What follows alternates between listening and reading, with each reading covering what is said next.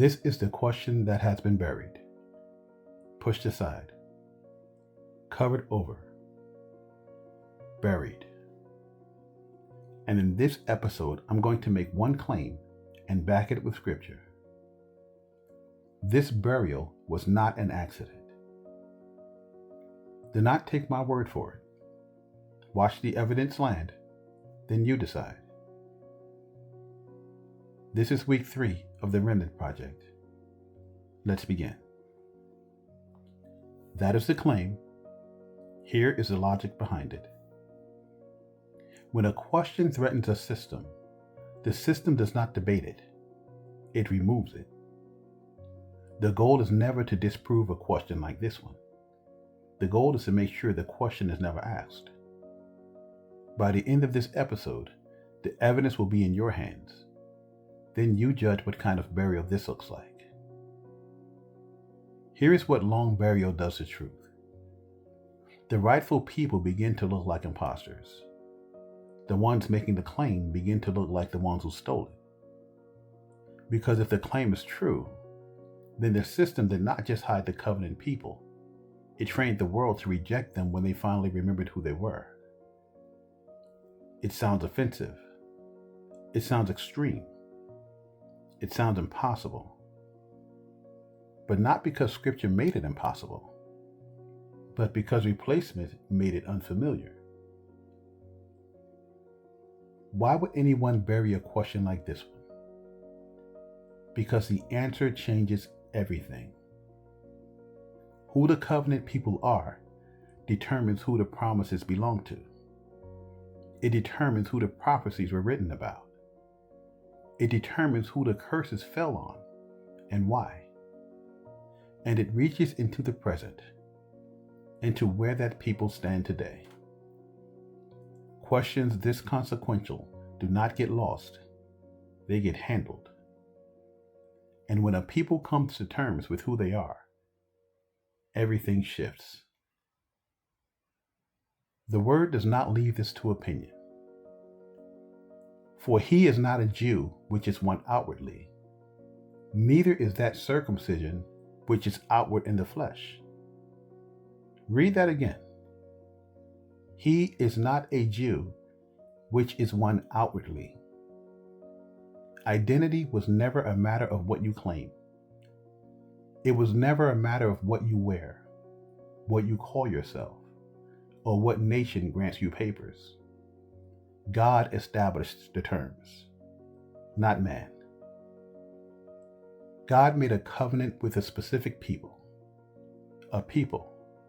not a philosophy, not a religion, a people.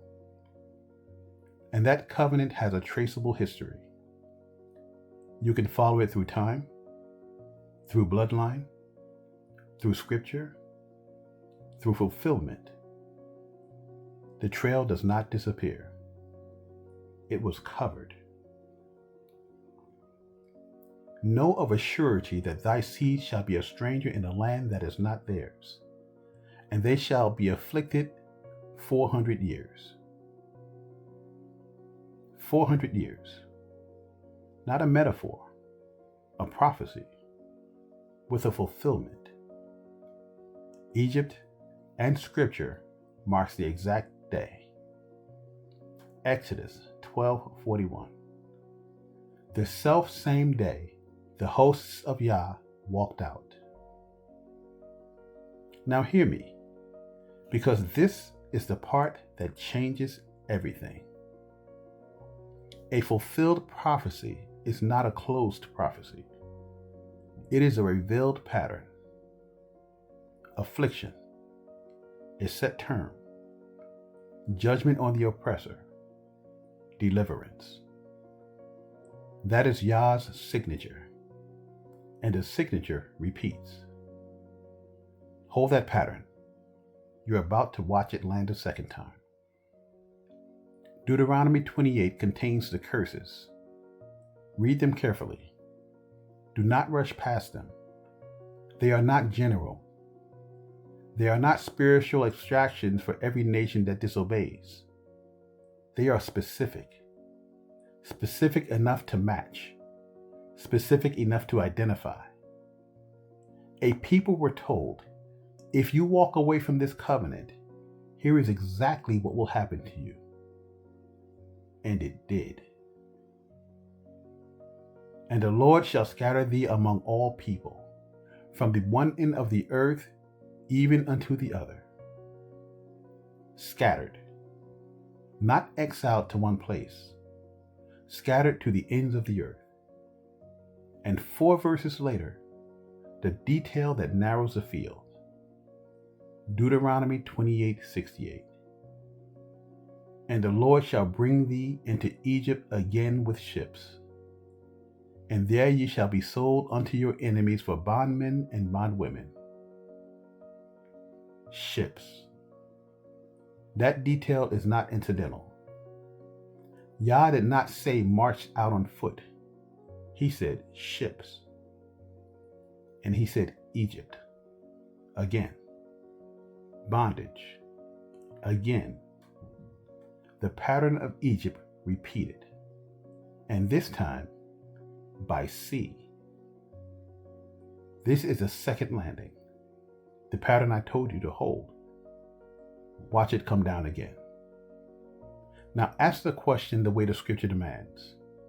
By the whole description, not one word of it. Mass transport by ship, across the water, sold into bondage, bondmen and bondwomen, generational, and scattered from one end of the earth to the other. History does not offer many candidates that match every clause of that description. Read the description. Then read the documented record of the transatlantic slave trade. When a description written centuries in advance lands on a documented history with that level of detail, take note. These curses have a match, and the match is not ancient history. The match is recent enough that living grandparents remember its shadow. The match is documented, photographed, recorded. When the curses land on a people with that kind of precision, you are not looking at coincidence. You are looking at a match worth investigating. So investigate it. Read the curses. Read the record. Judge the fit for yourself. They shall fall by the edge of the sword and shall be led away captive into all nations. The Son confirmed what the Father promised. That captivity did not end the covenant. It confirmed it. A covenant that required the chastening of a people is a covenant that still holds them. You do not chasten a stranger. You chasten a son. I know the blasphemy of them which say they are Jews and are not. Spoken by the risen Messiah to a real assembly, in a real city, Smyrna, 1st century. This establishes something on his own authority. False claims to covenant identity are not a modern invention. They existed then. He saw them, and he named them. Blasphemy. Not a mistake, not a misunderstanding. Blasphemy. Now here's what I take from that verse. Weigh it for yourself. If identity could be falsely claimed then, in his own generation, under his own eyes, then identity can be falsely claimed at scale. And a false claim, repeated long enough, with enough power behind it, begins to sound like the truth, while the truth begins to sound like the imposter. That is the burial we opened with. But you cannot bury what Yah has named. Now, here's where the conversation must not stop. Because God's covenant family has grown. This was always the plan. 2 circles, not in opposition, in relationship. The covenant people, identifiable, traceable, confirmed by Scripture. And the grafted in, not outsiders, not pretenders, family, covenant family, by design. Ruth said it plainly. Your people shall be my people, your God my God. She did not ask to replace anyone. She chose to align. She left her nation, her gods, her identity, and stepped into covenant. And Yah honored it. She did not just receive a people, she received a new identity. Ruth the Moabitess became Ruth of Bethlehem, mother of Obed, grandmother of Jesse, great-grandmother of David. A woman who walked away from everything she was born into and stepped into the most significant bloodline in Scripture. That is what covenant alignment produces. That is the model. That is the door. It is always open. And if some of the branches be broken off, and thou, being a wild olive tree, wert grafted in. The grafted in are not pretenders. They are family, covenant family. You did not replace the natural branches. You were joined to the same root, the same covenant, the same promises, the same God. Grafted in means you belong, not by birth, by covenant choice. And Yah receives that. But he is a Jew, which is one inwardly. That word inwardly is not an escape hatch. It is not permission to walk away from the covenant and call it spiritual freedom. It is the completion of it. The circumcision of the heart does not erase the bloodline. It fulfills the covenant from inside out. The outward and the inward were always meant to align. Covenant descended or grafted in. This is not a question you can avoid. Your position in the covenant determines how you read the promises. It determines what you are standing on. But knowing who you are is only part of the reckoning. The other part is this. How far have the people gone from the one who made the covenant? For generations, success has been defined by accumulation, by how much a person has gained, owned, built, or controlled.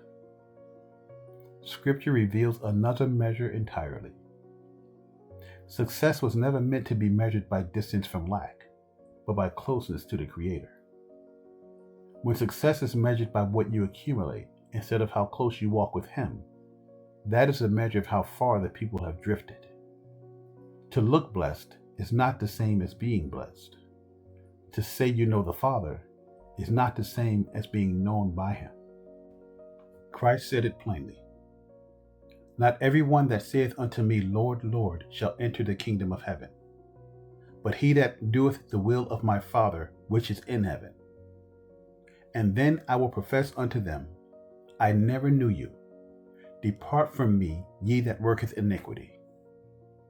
His standard, doing the will of the Father. His charge, working iniquity in His name. That is what this series means by covenant alignment. Nothing more mystical than that. Doing the will of the Father instead of building iniquity and calling it by His name.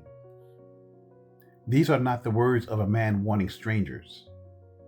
These are the words of the Son, speaking to those who invoke His name while working against His Father's will. The people who built empires in His name, who called themselves by His name, who accumulated in His name. He said, I never knew you. The ones the world counted out, Yah never lost count of. The reckoning is not punishment, it is preparation. The remnant is not one people ignoring the other. It is not the covenant descendants standing alone calling themselves sufficient. It is not the grafted in borrowing a heritage that does not belong to them. The remnant is not two peoples. It is one body, covenant descendant and grafted in, one root. It is both, aligned under the same covenant. You were not found by accident. You were preserved by design. Whether your path came through bloodline or through covenant choice, Yah knew your name before you found His. The remnant is being gathered right now, and you are a part of it. If this raised a question you can't unask, go find the answer. Get the remnant. Link in the description below. The weekly study notes are at theremnantproject.beehive.com. If this is your first time here, please subscribe now. We have new discussions every week. We are on YouTube, Instagram, TikTok, and Facebook. Come find us. Bring someone with you. Yah will rise.